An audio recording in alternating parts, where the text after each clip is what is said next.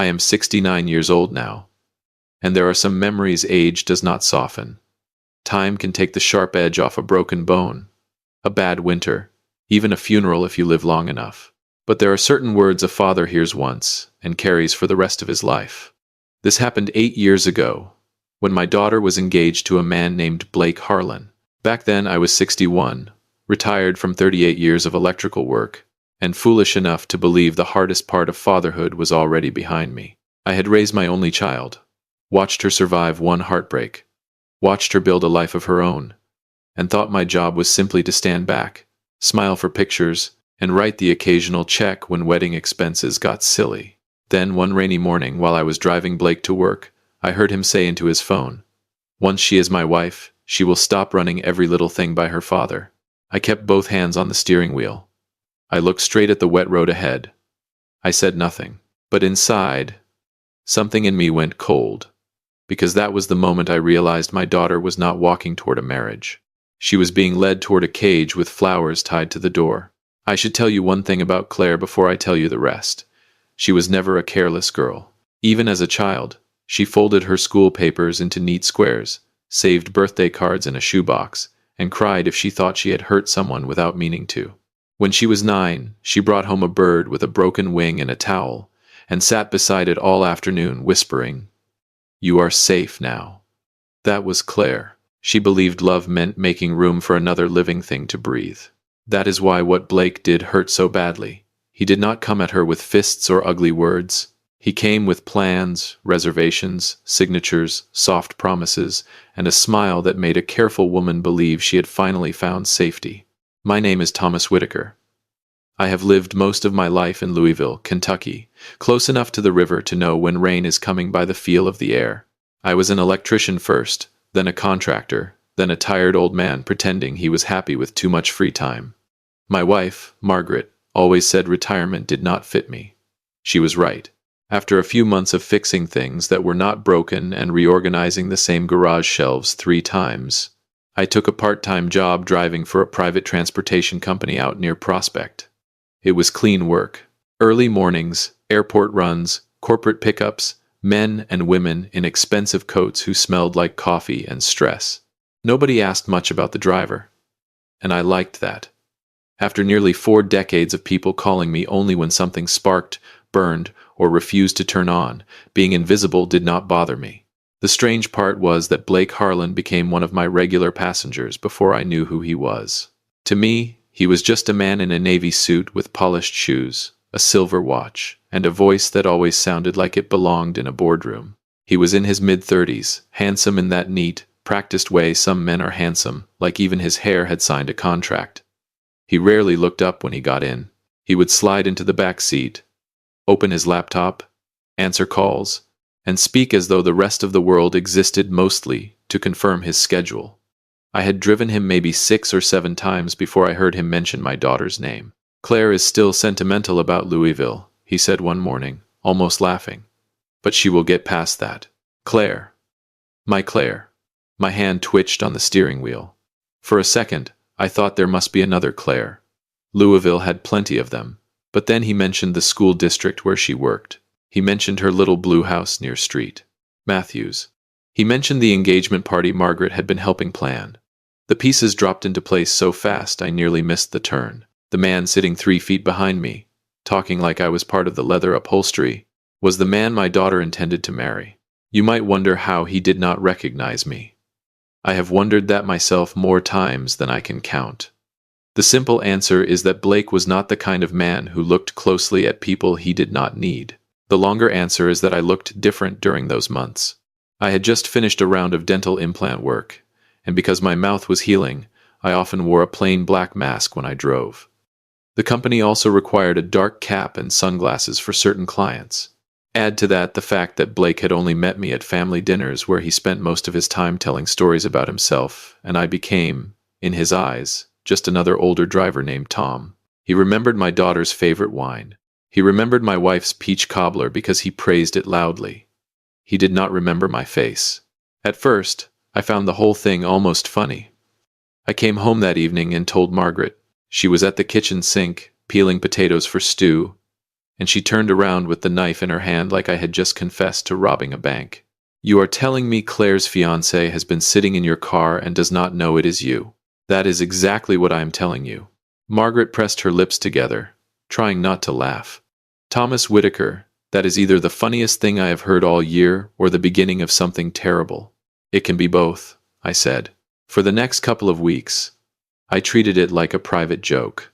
Blake would climb in, say, "Morning," without looking at me, and I would drive him across town while he talked to clients, bankers, and friends with the confidence of a man who believed every room was waiting for him. He was not cruel in any obvious way. That matters. If he had been rude to my daughter in front of us, if he had raised his voice, if he had grabbed her arm or mocked her work, the whole family would have seen it. But Blake was polished. He knew how to smile at the right time. He knew how to make older women call him charming and younger men call him impressive. He opened doors. He sent flowers. He thanked Margaret for dinner. The warning signs were smaller than that, and that is why they frightened me later. He interrupted waiters before they finished explaining specials. He turned every conversation back to something he had accomplished. When Claire talked about a troubled student she had helped, Blake would listen for maybe half a minute, then say, "That reminds me of a negotiation I handled last quarter." He did not seem to notice the air leaving her face. Or maybe he noticed and did not think it mattered. I told myself I was being old-fashioned. I told myself successful people often sounded self-important. I told myself my daughter was smart, and she was. Claire was 32 then, a school counselor with a spine made of quiet steel. She had paid her own way through graduate school, bought her own car, kept her own bills in order, and learned the hard way in her 20s that sweet words can hide sharp edges. She was not a fool. That was the argument I used to silence myself. Looking back, the warning signs had been sitting in front of me at Sunday dinners, wearing good shoes and passing the salt. Blake never told Claire what to do in a way that sounded like an order. He made suggestions that somehow already had consequences attached. If she wore the yellow sweater Margaret had knitted, he would smile and say, "That one is sweet, but the cream blouse photographs better." If she ordered a burger, he would say, "Are you sure? You said you wanted to feel good in the wedding dress." He said those things lightly. That was the trick. A heavy insult makes noise. A light one floats in the air and lets everyone pretend they did not hear it. Claire would laugh, change the subject, and shrink by a half-inch nobody measured except her mother and me. Then came the rainy Tuesday. Blake got into the car outside his condo near Norton Commons just after 7. Rain tapped against the roof, gentle but steady. He smelled like expensive cologne and fresh coffee. I remember that because grief often leaves useless details nailed to the wall. We pulled onto the main road, and his phone rang before we reached the first light. "Yes," he said, then laughed. "No, you do not understand, Claire. Once she is my wife, she will stop running every little thing by her father." My mouth went dry. I watched the wipers drag water across the windshield. The person on the other end said something I could not hear. Blake answered, "She trusts me. That is the point." Another pause. Right now, she still thinks her life is here. Her parents, her job, that little house, all of it. But once the wedding happens, she will adjust. Distance helps. It always does. Distance helps. I had heard that kind of sentence before. Not from Blake, but from another young man years earlier, one Claire had loved when she was 26. He was not as polished as Blake. He showed his control clumsily, with jealousy and sulking. Blake wore his control like a tailored jacket, cleaner, quieter, more dangerous. He kept talking. "I am not saying I will force anything. I am saying people make better choices when the options are framed correctly." Framed correctly. That was how he said it. As though my daughter's life was a sales presentation. When I dropped him outside the glass building downtown, he leaned forward just enough to grab his briefcase and said, "Have a good one, Tom." "You too," I said. My voice sounded normal. I still do not know how. After he walked inside, I sat at the curb with the engine running until the car behind me honked. I pulled around the block and parked near a loading dock. Rain slid down the windshield in crooked lines. My hands were shaking. Not much, just enough that I noticed. I kept telling myself I had heard only half a conversation. Maybe there was context. Maybe he was venting. Maybe men said stupid things and did not mean them. But the part of me that had raised Claire from a baby knew better. Blake had not sounded angry. He had not sounded drunk. He had sounded patient, practical, and pleased with himself. The memory I could not shake was from the year Claire left Evan. She had come to our house near midnight with no suitcase, just her purse and a winter coat thrown over pajamas. She sat at the kitchen table and said, "I do not know how I became someone who asks permission to see her own parents." Margaret held her. I stood by the refrigerator feeling useless and furious, the way fathers often do when the damage has already happened. After that, Claire rebuilt herself slowly. New job, new locks, new haircut, new laugh. And now, hearing Blake talk about distance helping, I felt that old kitchen floor under my feet again. Different man. Better vocabulary. Same shadow. That evening, Margaret found me in the basement pretending to sort screws. After 37 years of marriage, a woman can tell when a man is hiding behind a coffee can full of washers. "What did he say?" she asked. I looked up. "How did you know?" "You have been moving the same pile of screws for 20 minutes. So I told her. All of it. She listened without interrupting. That was one of Margaret's gifts. She could sit with bad news without trying to decorate it. When I finished, she said, "What does Claire know?" "I do not know." "Then find out before you accuse him." "I am not accusing." She gave me the look wives reserve for lies too small to punish. "Thomas." I sat down on the basement step. "I want to hate him. I know. That scares me." "It should," she said softly. "A scared father can do damage too." That sentence stayed with me. A scared father can do damage too. I had spent Claire's life trying to protect her, but protection can turn ugly when it stops trusting the person it claims to love. I decided, or at least I told myself I decided, to watch and gather facts. Not to spy. Not to trap. Just to know whether my fear had a shape. The next week gave it one. Blake climbed in on Thursday morning, already on the phone. "No, I accepted it last Friday," he said. "They are giving me until the end of the quarter to transition." "Accepted what?" I kept my eyes forward.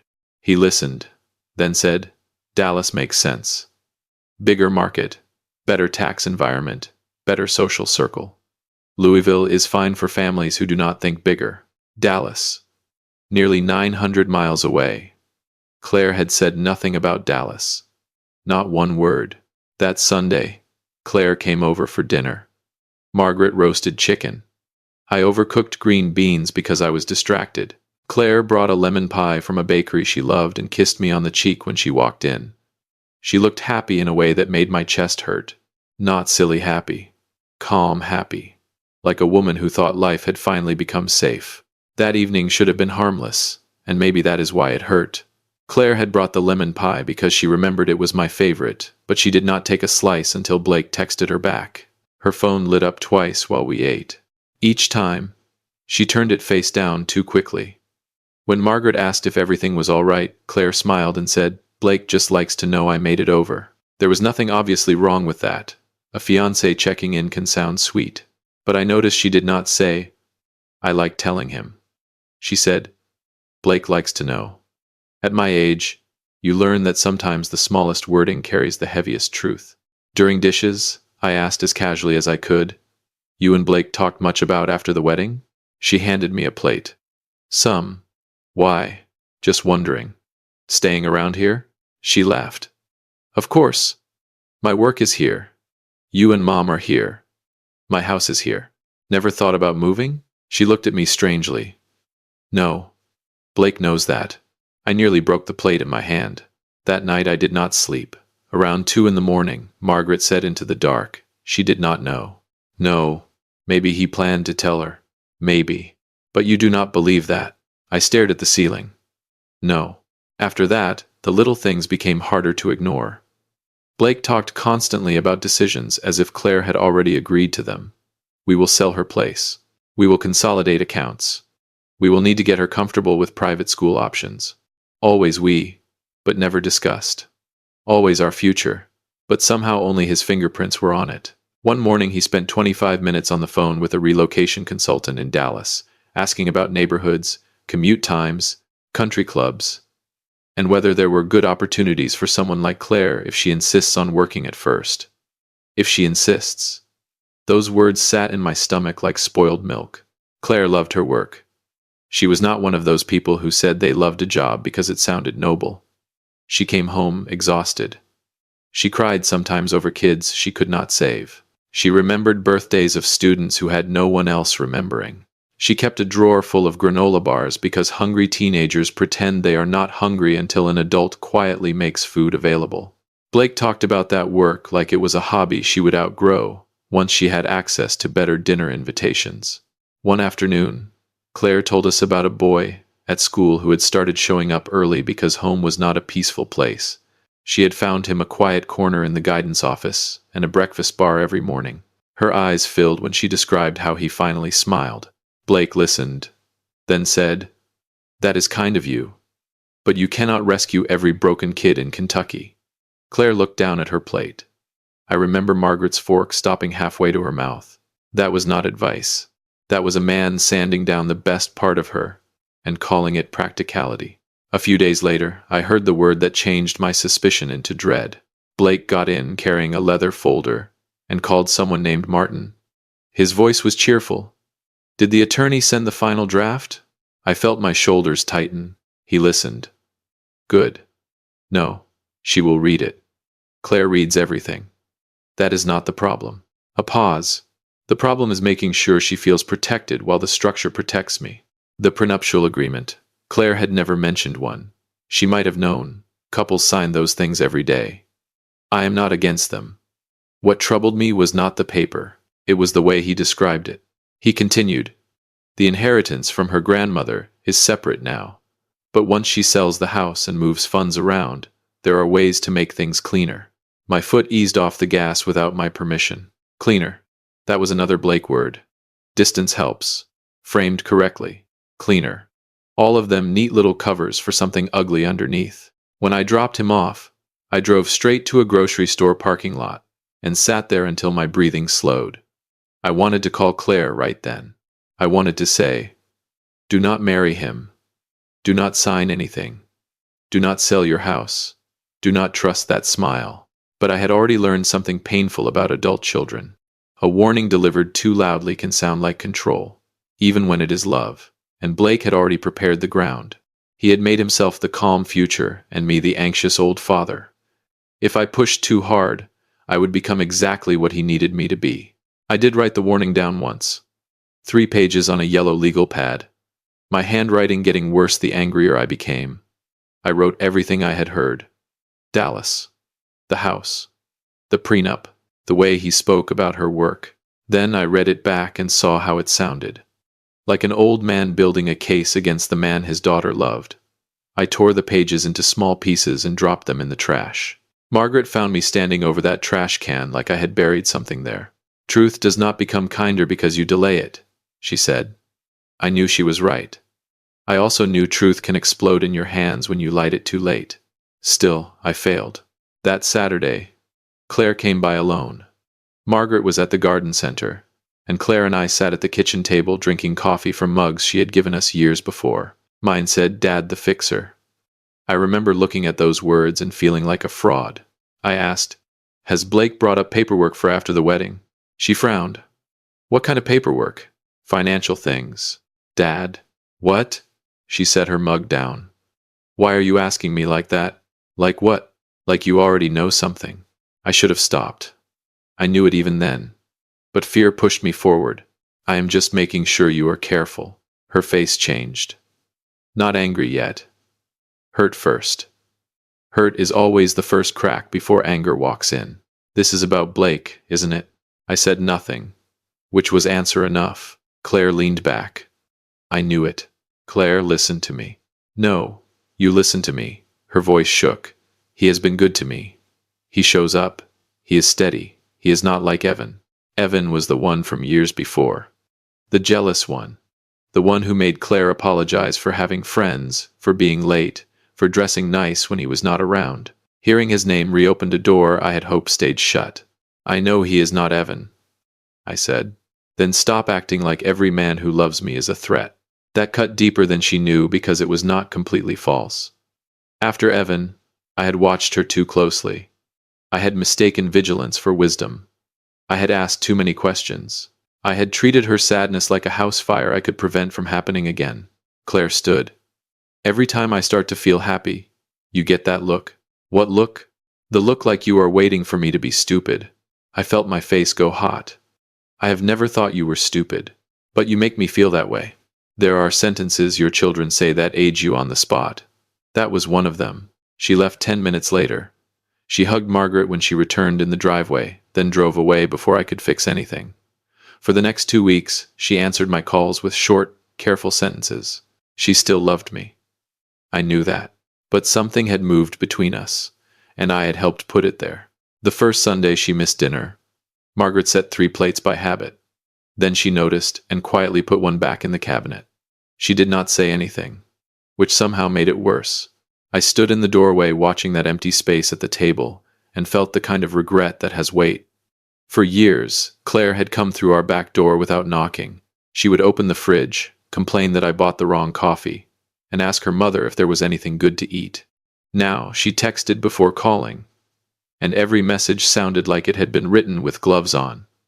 That is how distance starts in a family. Not with a slammed door, but with politeness.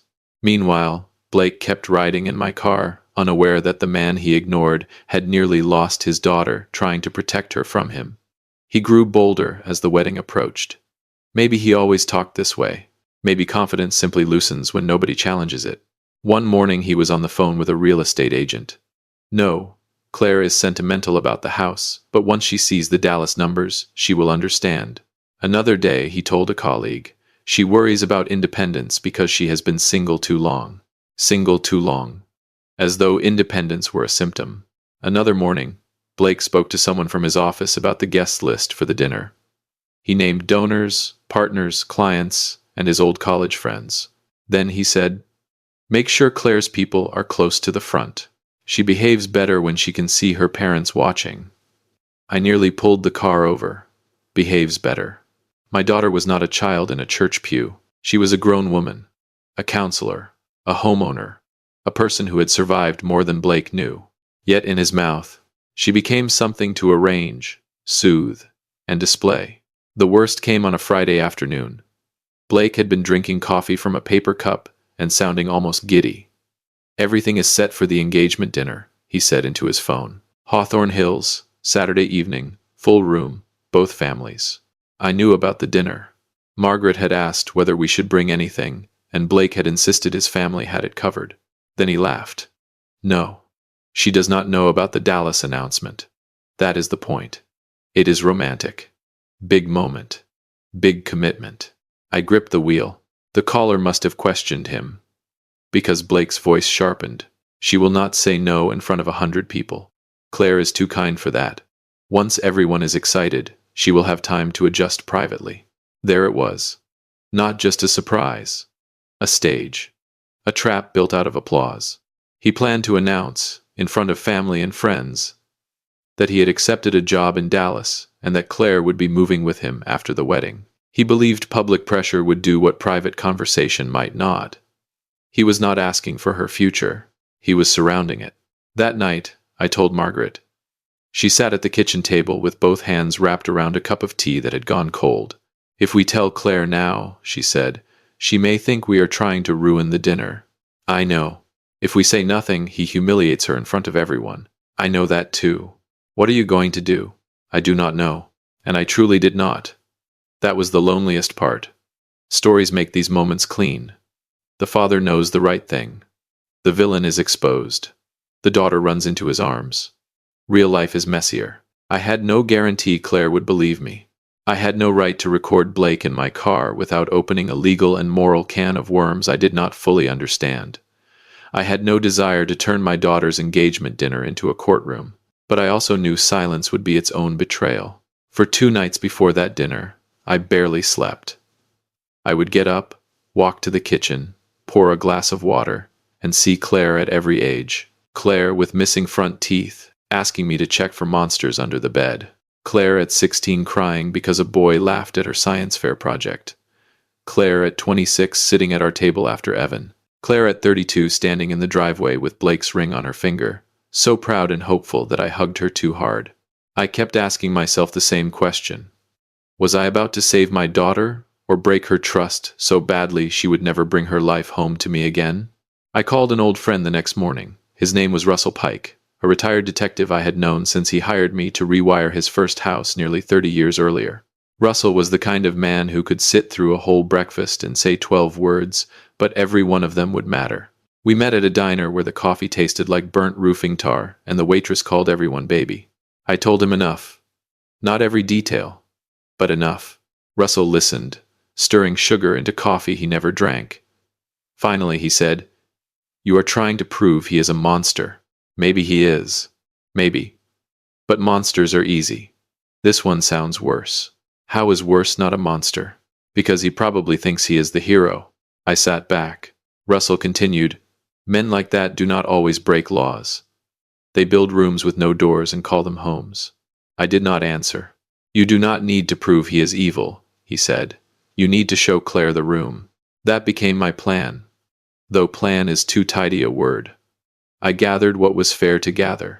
Public information about Blake's new position in Dallas, because his company had posted an internal announcement that appeared later on a trade site. A printed confirmation from Hawthorne Hills, showing the engagement dinner schedule, because Margaret had received a copy after asking about arrival time. Notes I had written immediately after the rides, dates, approximate times, exact phrases when I remembered them. Emails Claire had forwarded to Margaret about wedding logistics that made no mention of moving. Her own text from weeks earlier saying, "We are staying close. Right? I cannot imagine leaving you two yet." None of it was stolen. None of it was dramatic. Together, it told the truth Blake was depending on her not seeing until the room was full. The day before the dinner, Blake rode in my car one last time as just another client. He seemed cheerful. Nervous too, though not in a guilty way. More like a man preparing to receive applause. "Big weekend," he said suddenly. It startled me because he almost never spoke to me unless giving directions. "So I hear," I said. "You married, Tom?" 37 years. Impressive. He looked out the window. Any advice? For one foolish second, I considered telling him everything. I considered pulling the car to the curb, turning around, and saying, "Yes. Do not confuse ownership with love." But I kept my eyes on the road. "Ask more questions than you answer," I said. He chuckled. "That sounds exhausting. It can save you grief." He smiled at his reflection in the window. "Claire likes decisive men." "Does she?" "Oh, sure. She thinks she wants choices, but choices make her anxious." I helped narrow things down. I felt something in me harden. Not rage. Resolve. When we reached his office, he got out and said, "Wish me luck tomorrow." I looked at him through the rearview mirror. I hope everyone hears exactly what they need to hear. He laughed because he did not understand. The engagement dinner was held on a warm Saturday evening in June at Hawthorne Hills Country Club, a place with trimmed hedges, polished floors, and chandeliers that looked like they had never seen a poor decision in their lives. Margaret wore a blue dress Claire loved. I wore my dark suit and carried a folder inside my jacket like it weighed 50 pounds. The room was beautiful. That made it worse. White flowers, gold napkins, framed photos of Claire and Blake near the entrance, a table with little cards where guests could write marriage advice. I remember one card said, "Never go to bed angry." I almost laughed at the cruelty of it. Claire saw us and came over smiling. For a moment, she was 6 years old again, running across the lawn with scraped knees and dandelions in both hands. She hugged Margaret first, then me. Her arms were warm around my neck. "Thank you for coming, Dad," she said. The words nearly undid me. Thank you for coming. As if there had ever been a universe where I would not come. "You look beautiful," I said. She did. Not because of the dress, though it was lovely. She looked hopeful. Hope on your child's face is one of the most dangerous things in the world to a parent, because you would rather cut off your own hand than be the one to dim it. There was a slideshow playing against the far wall. Pictures of Blake and Claire in Nashville, at Christmas, on the Riverwalk, smiling with their arms around each other.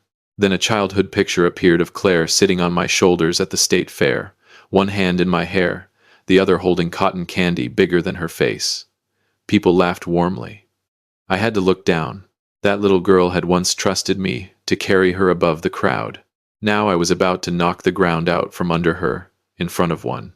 For the first hour, everything went as Blake intended. Guests mingled. His parents smiled tightly. His co-workers praised him. My brother told the same fishing story he had told since 1998. Margaret held my hand under the table, hard enough to hurt. Every few minutes, Blake looked toward the small platform near the front. He was waiting for his moment. Around 7:30, he tapped a glass. Conversations faded. People turned in their chairs. Claire stood beside him, smiling but curious. Blake began beautifully. I will give him that. He thanked both families. He spoke of love, courage, building a future, taking chances. His voice had warmth in it. That was the thing people forget. A controlling man does not have to be cold every minute. Sometimes he can sound tender. Sometimes he means it. That is why leaving hurts. Then he turned toward Claire. I wanted tonight to be more than a celebration, he said. I wanted it to be the beginning of our next chapter. Claire laughed softly. Blake, what did you do? A few guests chuckled. He smiled wider. I am thrilled to announce that I have accepted a senior position in Dallas, Texas, and after the wedding, Claire and I will be starting our new life there. At first, people clapped. Applause rose automatically, the way it does when a man in a suit says something with confidence. Then it thinned. Then it died. Claire was not clapping. Her smile had disappeared. She looked at Blake the way a person looks at a stair that is not where it should be. What? She said. The microphone caught it. Blake leaned toward her, still smiling. The Dallas move. What Dallas move? The room went so quiet I could hear a fork touch a plate somewhere behind me. His smile flickered.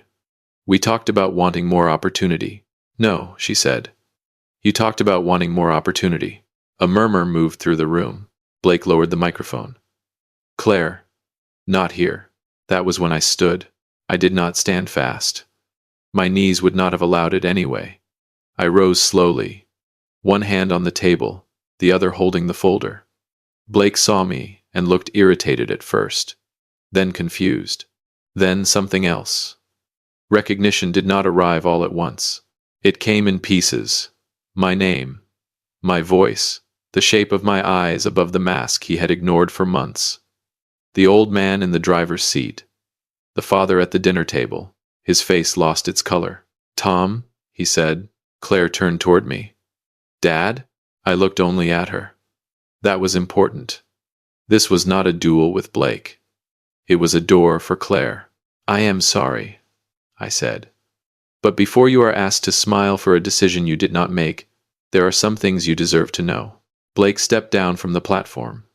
This is completely inappropriate. I looked at him. So is moving a woman across the country by applause. Blake's jaw tightened. You do not understand the full context.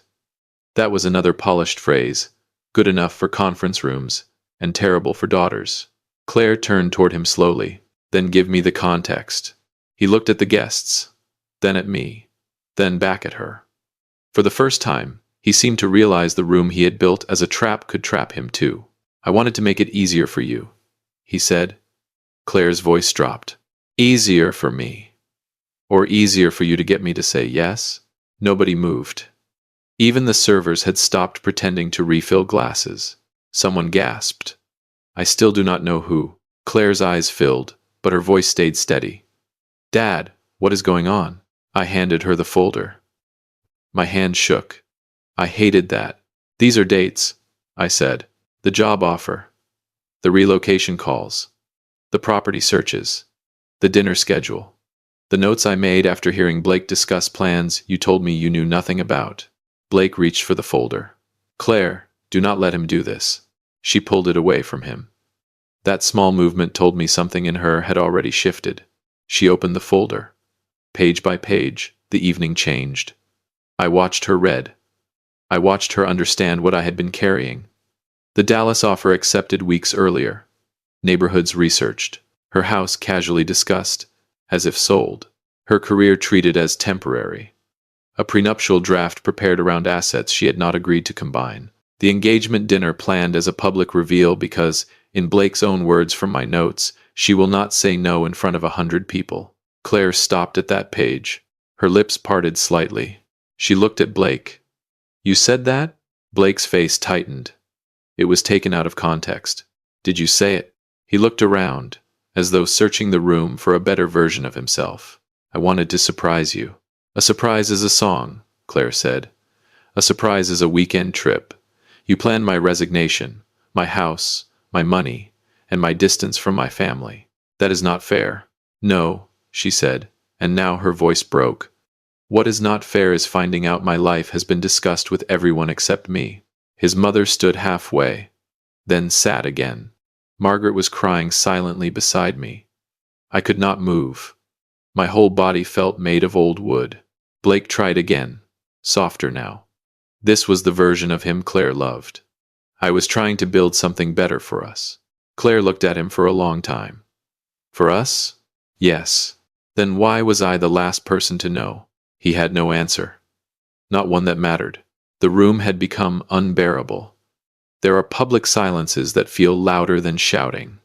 Blake stood in the middle of one, stripped of his polished language. For the first time since I had known him, he looked young. Claire turned the engagement ring slowly on her finger. I wanted to stop her pain.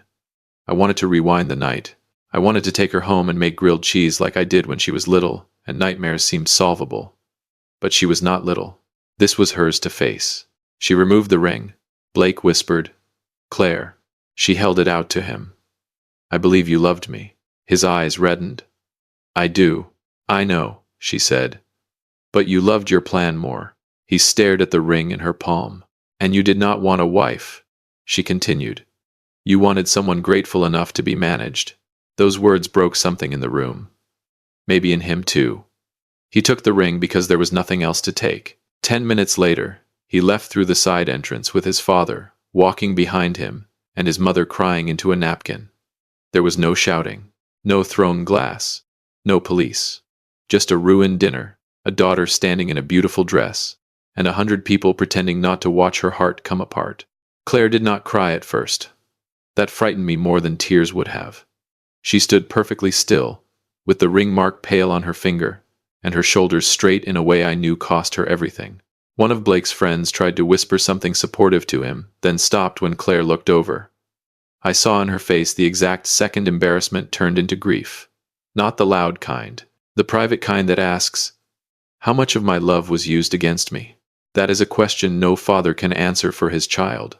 If this were one of those clean stories people like to tell, Claire would have run to me and said thank you. She did not. She looked at me after Blake left, and the look on her face still hurts me. You should have told me sooner, she said. I tried. No. She shook her head. You hinted, you pushed, you made me defend him. You did not trust me with the truth. She was right. That is the part I need you to hear. I was right about Blake, but I was not right about everything. Being correct does not wash away every mistake. I had been so afraid she would choose him over me that I had forgotten to choose honesty over strategy. Blake had tried to manage her. In a quieter way. For a little while, so had I. Claire left with Margaret that night. She did not want me driving her. I stood in the parking lot under a sky full of stars and felt older than 61. I had helped save her from one kind of cage, but I had not spared her pain. Fathers like to imagine protection as a shield. Sometimes it is a hammer. Sometimes you swing it and still hit someone you love. The months that followed were hard. Claire canceled the wedding, of course. That sentence sounds simple, but it was not. There were calls to make, deposits to lose, gifts to return, whispers to endure. People who had clapped for the Dallas announcement suddenly became experts on what they always sensed about Blake. That made Claire furious. She hated pity more than pain. She barely spoke to me for a while. Not because she wanted Blake back. She did not, but because every conversation with me reminded her of the room, the folder, the public humiliation, the fact that her father had known pieces of her life before she did. Margaret stayed close to her in ways I could not. Mothers have different doors into daughters. I had to wait outside mine. There were practical cruelties afterward, the small humiliations nobody puts in stories. Claire had to call the florist and hear the woman say, "Oh, honey, in that soft, pitying voice. She had to return monogrammed towels, cancel a honeymoon flight, and explain to her school secretary why she no longer needed the week off after the wedding. A student asked if she was still getting married because children notice rings faster than adults think. Claire told me later she went into the supply closet and cried between stacks of copy paper. That image has never left me. Blake wrote letters. 3 of them, according to Claire. She read the first, skimmed the second, threw the third away unopened. He apologized, but even his apology carried the old disease. He wrote that he had moved too fast and failed to communicate the vision clearly. Claire told me later that line made her laugh for the first time in weeks. Not a happy laugh. The kind you make when the last thread finally snaps. 6 months later, she sold nothing. She stayed in Louisville. She painted her kitchen green because Blake had once said green looked unsophisticated. She took a certification course she had been postponing. She adopted an old beagle with cloudy eyes and terrible breath. She named him Biscuit. That dog slept on her clean laundry and treated me like a criminal every time I visited, which I probably deserved. For a while, her house looked like a battlefield without noise. Wedding gifts sat unopened against one wall. A framed engagement photo lay face down on the bookshelf. The cream blouse Blake liked hung in the donation bag for 3 weeks before she finally drove it away. When she painted the kitchen green, she called Margaret, not me. I understood. Some repairs require a mother's hands first.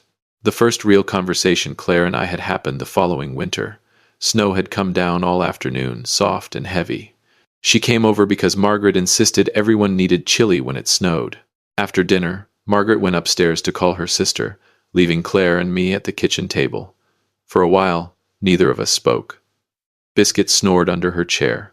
Finally, Claire said, "I am still mad at you. I know, but not as much. I will take that." She looked into her bowl. "You scared me that night. I scared myself. You looked so calm." I was not. She nodded. "I keep thinking about what would have happened if you had not stood up." I swallowed. "Me too. I might have smiled," she said. "That is what bothers me. I might have stood there, in front of everyone, and smiled, because I did not want to embarrass him. I felt tears behind my eyes, but did not let them fall. Men of my generation were trained poorly in that department. We can rewire a house, fix a pump, sit through pain, but a daughter's honest sadness can still make us useless." Claire reached across the table and touched my hand. "You were annoying." I laughed once. "Only annoying? Controlling?" That word landed hard. She squeezed my hand before I could answer. "But you were also right. I am sorry for the parts I got wrong." "I know. That was the beginning. Not the end." Healing rarely arrives like a parade. It comes in small repairs. A phone call that lasts 5 minutes longer. A Sunday dinner where nobody mentions the past. A joke that does not feel forced. A daughter asking her father to help hang shelves in her green kitchen, then telling him the left side is crooked and making him redo it. Even now, I do not romanticize what I did. I have replayed that night more times than I admit. Some days I think I should have told Claire everything sooner and privately, no matter how angry she became. Other days I think the public truth was the only truth Blake could not massage into something else. Maybe both things are true. Age has taught me that regret and relief can sit in the same chair. They do not cancel each other out. They just keep each other company. 8 years have passed. Claire is 40 now. She is not married, though she has dated. She says peace is harder to find than romance and worth more when you do. She became director of counseling for her district 2 years ago. Every May, students send her cards. She pretends not to cry over them, just like I pretend not to notice. Margaret is still with me, thank God, though she moves slower now, and claims my hearing is selective. She may be right. I still drive sometimes, but not for the company. Mostly, I drive Margaret to appointments, Claire to the airport when she travels for conferences, and Biscuit to the vet when he decides swallowing something mysterious is his purpose in life. As for Blake Harlan, I heard he moved to Dallas after all. Married someone there, divorced a few years later, remarried after that. I do not hate him anymore. Hate is heavy, and at 69, a man learns to put down what he cannot carry. I do not think Blake woke up every morning planning to be cruel. That is what makes the story worth telling. The most dangerous people in our lives are not always the ones who hate us. Sometimes they are the ones who love us only inside the version of life they have already designed. Looking back, I have learned something I wish I had understood sooner. Protecting your child does not mean making every choice for them. That is just fear wearing a father's coat. Real protection is harder. It means telling the truth clearly, even when your voice shakes. It means trusting them enough to let the truth do its work. It means accepting that they may be angry with you, that they may walk away for a while, that saving someone from pain is not always possible. Sometimes, all you can do is make sure the pain is honest. If you are a parent listening to this, maybe you know the feeling. You see something your child cannot see yet, and every part of you wants to grab the wheel. But grown children are not passengers in our cars forever. They get their own roads. Our job is not to drive for them. Our job is to tell them when the bridge ahead is out, then pray they believe us before the water rises. And if you are someone who has ever mistaken control for love, I hope you think about Blake. Not because he was the worst man in the world. He was not. That is the uncomfortable truth. He was charming, capable, and in some ways sincere. But sincerity does not excuse taking away someone else's voice. Love without respect is not devotion. It is ownership with better manners. The last time Claire and I talked about that night, we were sitting on her porch in early spring. Biscuit was asleep beside my shoe. She looked out at the street and said, "I used to be embarrassed that everyone saw it happen. And now I am glad there were witnesses." I looked at her. She smiled a little. "It reminds me I did not imagine it. That is the wound controlling people leave behind. Even after they are gone, you keep checking the mirror, asking whether it was really as bad as it felt. So yes, I am glad there were witnesses too. I am glad the room went quiet. I am glad the microphone caught her asking, 'What Dallas move?' I am glad Blake had to answer in front of the same people he planned to use as pressure. Most of all, I am glad my daughter saw the truth before she signed her name, packed her house, quit her work, and called it love. I am 69 now. My hands are spotted. My knees complain. I forget why I walked into rooms more often than I admit. But I remember that rainy morning perfectly. I remember Blake's voice from the back seat.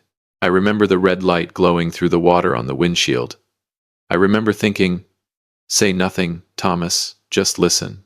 And I remember understanding, maybe for the first time, that evil does not always announce itself with shouting. Sometimes it sits in the back seat of your car, wearing a good suit, speaking softly into a phone, and planning your daughter's future as if she were not the one who had to live it. Thanks for listening to my story. If it stays with you, maybe there is a reason. Maybe somewhere in your own life, there was a person who called control love, or a truth you were afraid to tell because telling it might cost you someone's trust. I cannot tell you every truth will be welcomed. Mine was not at first.